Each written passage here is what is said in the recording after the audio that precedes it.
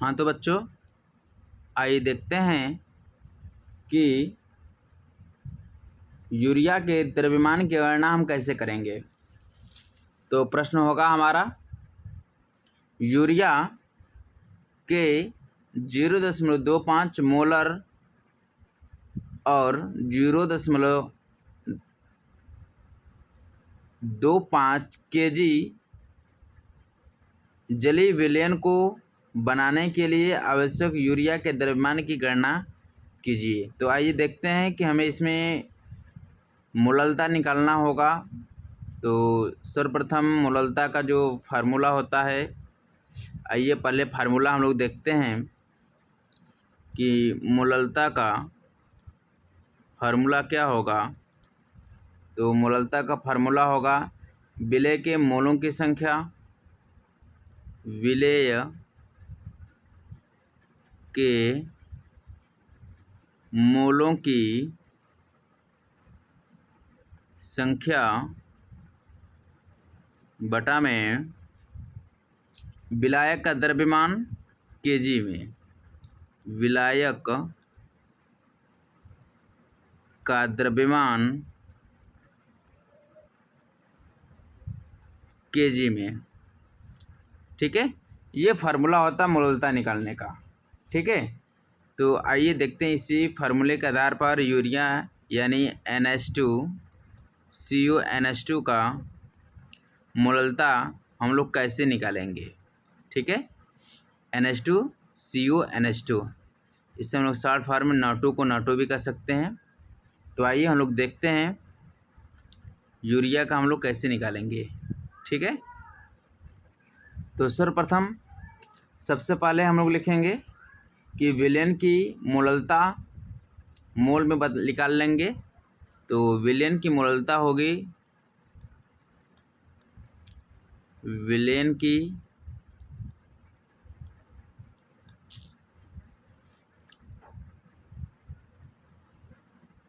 की मोललता बराबर हो जाएगा हमारा, कितना दिया था 0.25 मोल। तो 0.25 m, ठीक है, बराबर दिया है।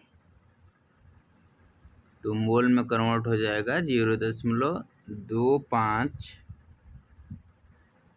मोल पर केजी।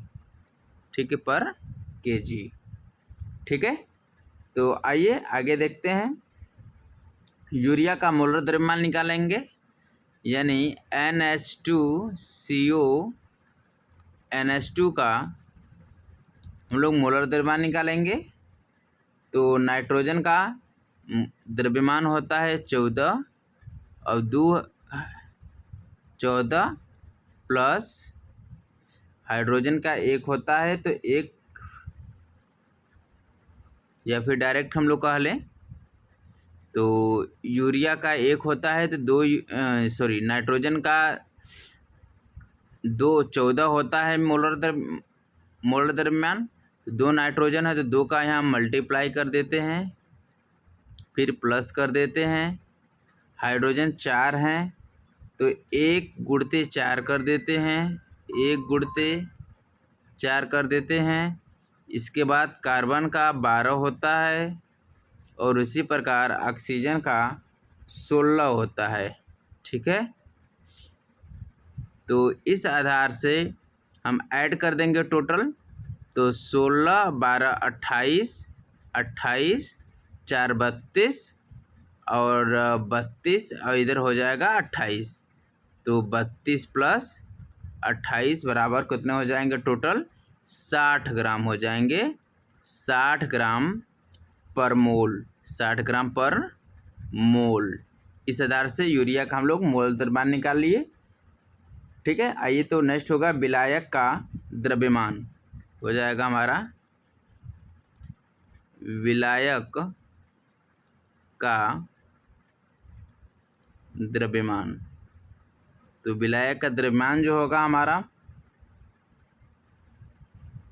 बराबर 2.5 kg। कितना हो जाएगा? 2.5 kg। ठीक है, तो आइए देखते हैं कि मूललता निकालने के लिए हम क्या करेंगे। वही सेम फार्मूला हमारा रहेगा, मूललता बराबर हमारा हो जाएगा यूरिया का द्रव्यमान बटा में यूरिया का मूल द्रव्यमान और कुल के बटा में हो जाएगा जल का द्रव्यमान। ठीक है, तो मूललता हमारा कितना आया था, ज़्यादा लंबा नहीं, मूललता हमारा आया था 0.25 मोल पर केजी, 0.25 मोल पर केजी, यही आया था हमारा मूललता। और इसका यूरिया का द्रव्यमान लिख लेंगे, यूरिया का द्रव्यमान हमारा कितना आया है भाई, यूरिया का द्रव्यमान निकालना ही है, यूरिया का द्रव्यमान निकालना है हमें। तो यूरिया का द्रव्यमान बटा में कर देंगे क्या हो, 60 ग्राम पर मोल और गुणा कर देंगे विलायक का द्रव्यमान से, तो हो जाएगा 2.5 kg। ठीक है, यहाँ के बाद हम क्या करेंगे, अब परिवर्तन कर देंगे, यानी कि यूरिया का द्रव्यमान हो जाएगा NH2CO NH2 का